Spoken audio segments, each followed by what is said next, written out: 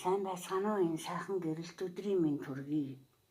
Манай өнөөдрийн эзэн бурхны үг Иохан 8:40-оос 59-т байгаа. За тэгэхээр сэдв нь би байна гэдэг нэртэй. Авраам бурхны үгэнд дуулууртай хандсан бол юудэчүүд бурхны илгээсэн Есүсийг эсэргүүцсэн байдаг. Энэ тухай гарч байгаа. За Библийн ойлголт нь юудэчүүд бурхныг эцэг гэж хэлэхэд Есүс тэднийг диаволын хүүхдүүд гэж хэлдэг байгаа. Хэрэв тэд бурхны хүүхдүүд байсан бол бурхны илгээсэн Есүсийг хайрлаж дуулууртай дагах байсан. Тэгэхээр үгийг сахидаггүй хүмүүс мөхн харин үгийг сахигчид өхлийн хүчнээс зогцож өхлийг хизээч үзэхгүй гэж Есүс хэлсэн. Тэрээр мөн өөрийгөө бурхны алдарт хүү Авраамаас өмнө байсан, одооч байна, ирээдүйд байсаар байх болно гэдгийг хэлж байна.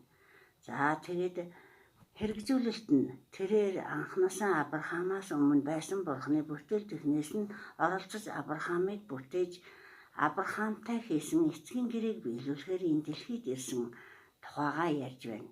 Энэхүү эрх мэдлийг хүлээн зөвшөөрөх нь итгэлийн эхлэл юм аа. За бидэнд өгч байгаа сургамж нь Есүсийн үгийг сонсдоггүй, хайрладаггүй хүмүүс бол диаволын шунал тачаалыг дагаж түүний боол болон Есүсийг алж буй хүмүүс юм. Өнөөдөр үгээрээ бие бинийгээ элдв янзаар хэлдэг хүмүүс маш их байгаа. Зүрхэндээ хорсолт хийж үгээрээ амаран янз бүрийн юм ярьж хүнийг хайрлах сэтгэлгүй явж байгаа хүмүүс их байна. Энэ бүгд буруу зүйл байгаа юм. Тэгэхээр үүнээс холдож бас өөрөөсөө арилгуулахын тулд Есүс таны амьдрал чухал хэрэгцээтэй гэсэн үг. Хурдан яралтай Христ Есүс рүү эргээрэй гэж хэлье. Тэр бол аваа би байдаг Яхова мөнхийн бурхан. Тэр бол та бидний гмийг загалмайн хүлээрэн цагаалгасан агуу нэгэн.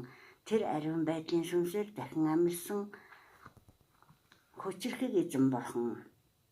Тэгэхээр та бурхныг хэн гэдгийг нь тодорхойлох биш, түүнийг зүрх сэтгэл оюун бодлороо хүлээн авах хамгийн чухал сонголт танд үлдээд байна.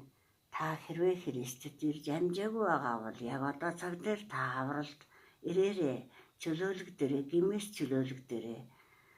Эрхэм агуу амьдралаар бас амьдраарай. Есүсийн нэрээр хүргэж байна.